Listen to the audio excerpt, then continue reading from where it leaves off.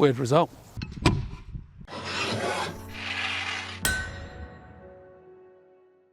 Hi, it's Todd from Todd's Workshop and Todd Cutler here, and today we are going to go on at length about war darts. Now, my whole journey with these things started years ago, but recently I got all excited because I saw a manuscript picture from a guy called Maori Takala who was showing one of these with the fletchings really weirdly in the middle of the shaft. And so what I wanted to do was find out what it was all about. So that's what I did, and it took me some real attempts, real hard work to try and work out how to throw these things, but I kind of nailed it. But it brings me back to where we are now, which is I've got loads of darts after my exploration, loads of them, and they're all a little bit different and they all work a little bit different. So what we're going to do is we're going to go and have a look at the suggestions that you've given. I love the suggestions in the chat on my channel, by the way. I'm going to have a look at those suggestions. I'm going to try out everything I possibly can within reason, and we're going to find out what the heck these things do. These ones, big ones, little ones like the Plumbata, really big ones like these javelins here. We're just going to throw them, look at distances, talk about them, show you what they are, try different things. I'm down the range now with our Maori Takala dart, so the first one we're going to throw. So what I have is marked out on the white crossbow bolts on the ground here, 10 metres, 20 metres, 30 metres, which is where our knight and our two men-at-arms are, and Graham the Fourth, I think it was, very brave GoPro in a helmet today. So this is how these work. I finally managed to nail it. You put a little groove here, not all the way round, so not like this one at the bottom, a little groove here, and a cord with a knot, and that string just goes over the knot, or bead rather, in this case, and it pulls it tight. A lot of you know this system as French arrows, Dutch arrows, that kind of thing, Yorkshire arrows. It's obviously a pan-European thing. It's probably very old. So this was based on a Maori Takala script, and what he knew was medieval throwing dart, and he knew what a staff sling was. That's familiar, and he put the two together, and this is what he came up with. Quite an inventive guy, but it's a little bit weird. Whoa! So that's gone beyond target, 35 metres, something like that, but you could hear it spinning. We're going to talk about that in a minute. Have a look at this again. Oh! Oh, lovely throw. Straight over his head. So actually, you know, what's the distance on that? We're going to say about 40 metres. That's pretty good. Now, why don't I want these things to spin? Well, the thing is, if it's going cleanly without spinning through the air, all of the energy that you put into it, all of the energy, is going forward. If this spins round and round, these are spinning and they're creating drag, just like one of those resistance things down at the gym, you know, on the rowing machines, those big fans. It's exactly the same. And it means that the energy that you're putting into it is making it spin and being lost in drag. It's not going forward. It won't go as far. So actually, if you can hear that sort of fluttering as it goes through the air, it doesn't work so well. And that's what this whole circular groove stopped it working. It was no good. And so I went to the tiny little one. Now, I'm just going to try this last one here, and then we're going to throw these again, because we're going to do some changes to them. Oh! Lovely. Lovely. So a longer one, higher. For the record, 4 throws, one at 40 metres, 2 at 32, one at 28. There's a Maori weapon called a kopere or a kotaha. Sorry for the pronunciation. It's a traditional one. I doubt he would have heard of it. But in that case, you have a spear without the fletchings and a long staff with a cord. And you stick the butt of the spear into the ground. Like that. And I've only done this a couple of times, so excuse me, but let's see what happens. Whoa! That's what happens. 60 metres? Right, let's go again. That's a lot further than anything I've done before. Right, so it works, that is for sure. Is that what Takala was getting at? Let's try again. Oh! Bit more rubbish that time, but let's go again. Oh! Early success. I'm getting disappointed. Right, last one. Damn. Well, I'm no Maori warrior, it appears. However, that first throw for a complete novice at this system shows actually that could be a very effective distance weapon. And, you know, those javelins coming in, I think about 250 grams, something like that. So that's substantial, right? It works. Let's try throwing it a different way. I dismissed pretty early on that this was a two-handed weapon, because actually you can see the knot of the string connecting here behind the fletchings. I'm pretty sure of that. Let's try it behind, let's try it in front, because it might have been that way. Let's see if I can throw it two-handed. So we're going to go behind first of all. Oh. Not great. Lots of spin. Let's try again. Yeah. What we'll do now is we'll try and go from the head. Up at the front. So it's all a little bit of a weird action. Oh, weird result.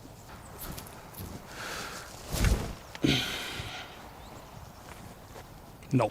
The next question, could it be crew served? Let's find out. Oh! Yes, it appears it could. That was quite nice. So again, what I'm doing is I'm hitching up just behind the head. And again, oh, very nice. So those are knocking out at about 60 metres, about 50 metres, maybe. Oh, not a nice one, but you know, 2 out of 3. Practice, but yes, it can be crew served. I kind of like it with one person. Does it work with one hand? Not really, it's a bit rubbish. Can you put the knot at the back? No, bit rubbish. Can you put it at the front? One-handed? No, bit rubbish. Works for crew served. It's all different things. But this is the format that seems to work for me. Next up, old favourite of this channel, war darts. They have a proper name, I can't remember what it is though. So they weigh in at around 350, 400 grams. Great for, well, sieges, throwing off battlements. Naval warfare, because of course if they get tangled in rigging on the way down, they'll straighten up. And the Irish, well, mercenaries, 15th, 16th century, absolutely loved them, the Kern and the Gallowglass, especially against the English horses. Always seem to have these big, nasty, broad heads on, not for armour, against flesh. Stylised artwork, possibly. I don't think so, because they're always shown with that. On the other hand, they're very often shown being used by skeletons, so there might be a bit of stylisation, but we don't really know. However, they're sometimes thrown plain, like that, and sometimes with a throwing string, which is different to an amentum. That is one that coils around, so that's an old Greek and Roman thing, and I'm not doing that today, and I've never thrown one, and I have to find out. Today is not that day. But Vikings certainly use these. They're mentioned in a saga about using a string to throw a spear for extra distance across a river. So it's an old thing. And by the 14th, 15th century, they're everywhere in the artwork. Let's go through it, let's see what it does. A dart without any throwing assist. This is how you see them usually in medieval artwork. I'm not a great thrower, but let's see. Yeah, smidgy under 20 metres. A little bit less. About the same. So, what we're coming in there, we're going to call that 18, 19 metres. Let's do it with a thong on it and see how it goes. So now I have a leather thong on here, and just the tip of my finger goes into the loop on the end of the thong. You don't put your whole finger through, it just catches, it's all horrible. All right, so a bit further, about 23 metres, we'll go again.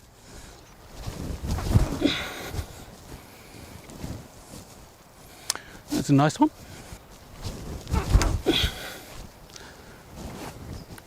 Nice.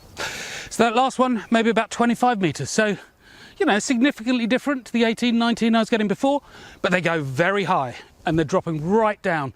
So any lines of troops, they're going beyond the front rank, which is quite nice because then you're disturbing trouble. You're causing trouble behind where people think they're a bit safer. And out of curiosity, I just want to see if I can throw it like the copper. So butt in the ground again, and here we go.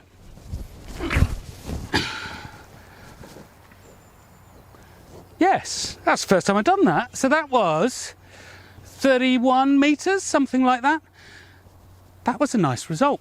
I wasn't expecting that. What did I make of these things? Well, the first thing we need to realise is that I'm a rubbish thrower. So you can say, oh, that's a rubbish throw. But actually, I'm rubbish across all of these throwing platforms. So the difference, the relative difference between distances is still valid. A warrior would obviously get this a lot further than I would. But anyway, I was getting that 18 metres, I was getting this one 23. But that's half of what I was getting with the tackler one. And they both had an assist. This assist is easier to use than the tackler one, definitely easier in the heat of a battle. That one's fiddly as anything. Ultimately, probably both very unpleasant if you get hit by them. The ever-inventive Mariano tackler came up with another design of a shield full of these darts. And I've done a couple of videos about that, link in the notes. I might have done the interpretation of it a little bit wrong. The drawing of the shield was a bit difficult to make out, but it had darts, this kind of size, maybe a touch bigger, and they had throwing thongs on. So we're going to go and throw these now, see if that makes a difference. But one of the suggestions that was also made about using it with a throwing string was that we put a hook on it. Now that, you can see there just behind the head, makes it a bit easier to put a thong on, you know, a throwing stick. So let's try that. First up, these cute little darts with a thong to assist us in throwing.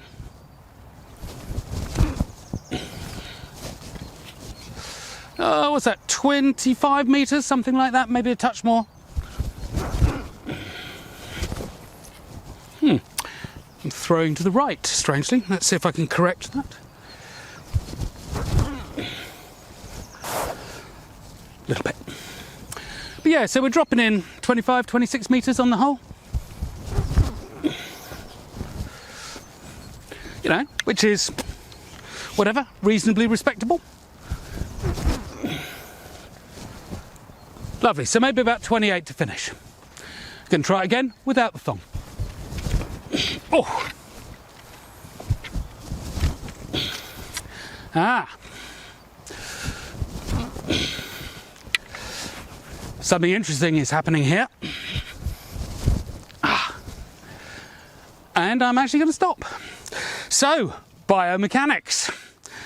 What am I going on about? Well, a modern javelin is around about 600, 650 grams. These are coming in 180, 200, something like that. They're too light for me to throw. Too light for me to throw effectively. And my body doesn't like it. It hurts my joints, hurts my wrists in this case. Now, what that means is that with the assist, it works well because it sort of tricks your body into thinking it weighs more because the levers are longer, your arm is longer in essence. But my arm, this length, this weight, no good for throwing at all. This is a very simple proposition suggested by somebody in the comments. They said it, I thought, yeah, brilliant idea. Why hadn't I thought of that? Well, you've got to try it, haven't you? So we've got this little hook here, you can see just there. And then I've got the end of a thong here that I've just put a little wedge in so it keeps it open. So it doesn't bind on the hook. I've done everything I can to make this nice. So now, the idea is this goes forward, rotates, slips off. Brilliant idea, absolute genius, very easy and quick to put on during the heat of a battle. No funny little knots. Should we see what happens? Oh, yeah. Let's try that again. Might put safety glasses on next time. It hung onto it. So that's two-handed. I'm going to try one-handed use. Oh. Two-handed again. Ugh, rubbish. 9 metres, rubbish throw. I'm going to put the butt in the ground like the copper again, see if I can do it two-handed. So just using the ground really as a third hand in essence. A little bit awkward, but I'm sure that would get better with time. Let's see what it does. So I think that little hook, it's a bit of a non-starter. There's something magical about the little knot or the bead on the end of a string. And that's why it's been used for a long time.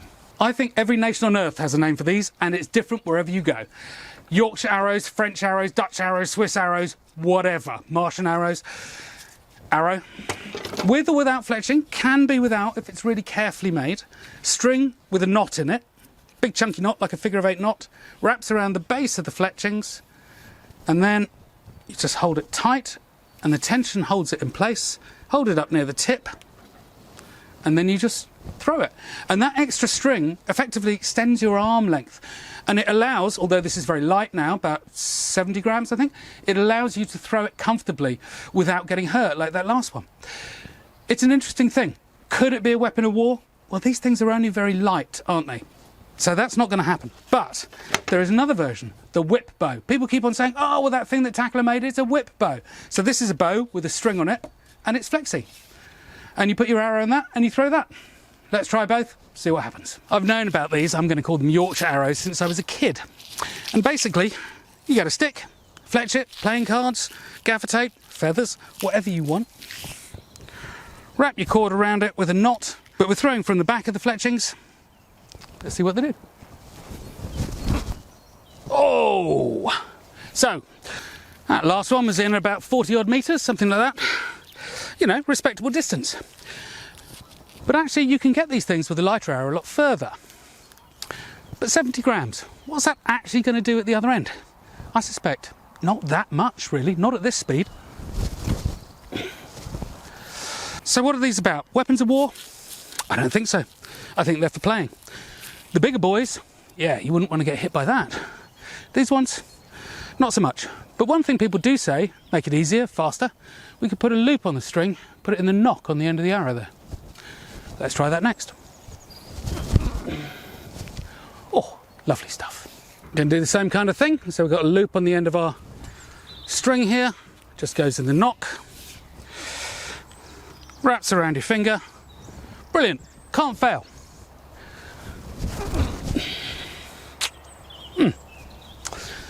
Mess around with the back of the arrow there. Like I said before, that little knot on the string, a little bit fiddly, but my goodness, there is something magical about it.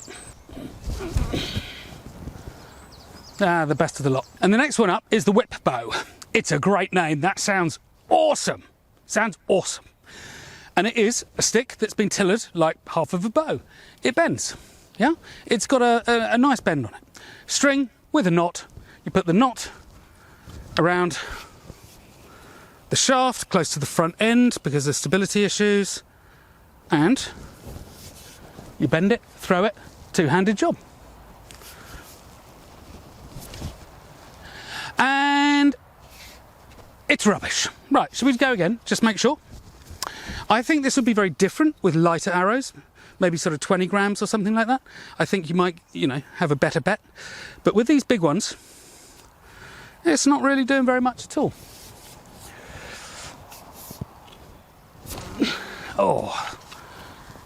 Much the same. Is that 15 metres on a good day, I'm thinking? So what is this about?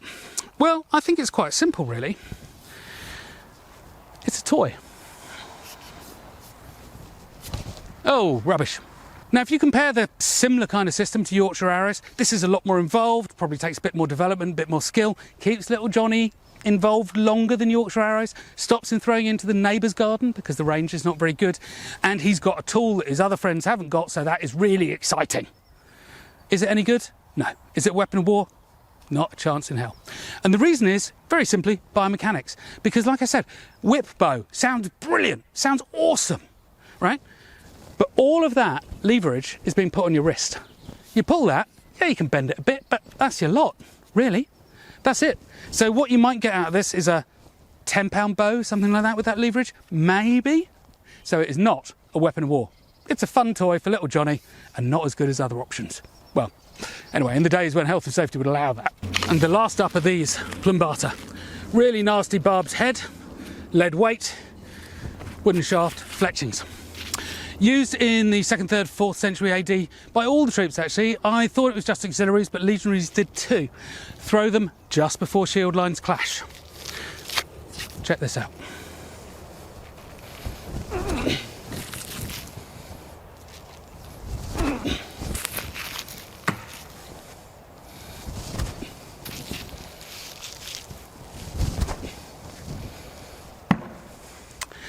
Now just imagine hundreds of legionaries doing that. Hundreds of them. When they're in, they're not coming out. I've got some films on it. I'll link them in the notes. But dropping from 1 metre, it goes up to the lead weight into a lump of pork. All the way. 4 inches, 100 mil. Nasty. One of the things that Plumbata really does let you do is throw them and move because they're so hand portable. So all of those other things, can you imagine doing what I'm doing now?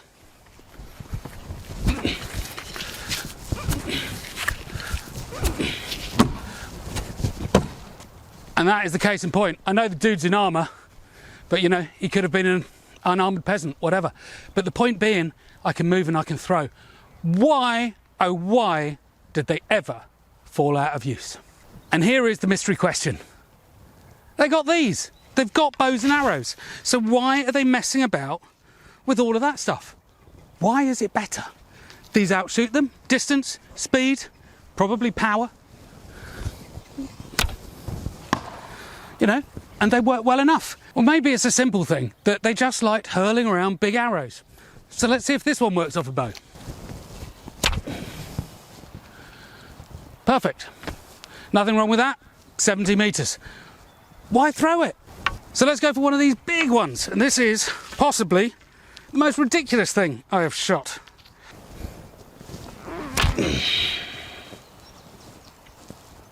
$26-27 metres. Weird, but not that exciting. Probably somebody who's skilled at throwing is going to throw it further. But arrows, that's the one. Bow and arrows, or that lot. Every single day. Except for Plumbata. Well, here's a conclusion of sorts, and it's slightly unsatisfying, but it leaves a very interesting question. So here's the thing. These were popular, they were used for quite a long period of time, a few hundred years. You can see it in the artwork, you can see it in the accounts. They were there and they were effective. But they were around at the same time as a bow and arrow, which I would view as being far more powerful, far more effective, and certainly far longer range. Now, for a handheld weapon out at 55, 60 metres, let's say, you know, the best of these, it's pretty impressive, but it's not patched on an arrow. So here's the thing, here's the question. It's not quite so much what we have seen here today. It's what we've not seen. That's the thing, because these were used and they were effective. And I'm not seeing that from my messing about today. So, you know, I need some help really. Hive Mind, get on the case. Let's find out, explain, what is it that has been fundamentally missed about these things that makes them such a good weapon? Because I don't get it. Anyway, it's been a long one today, but hopefully worth it. So thank you very much. See you again.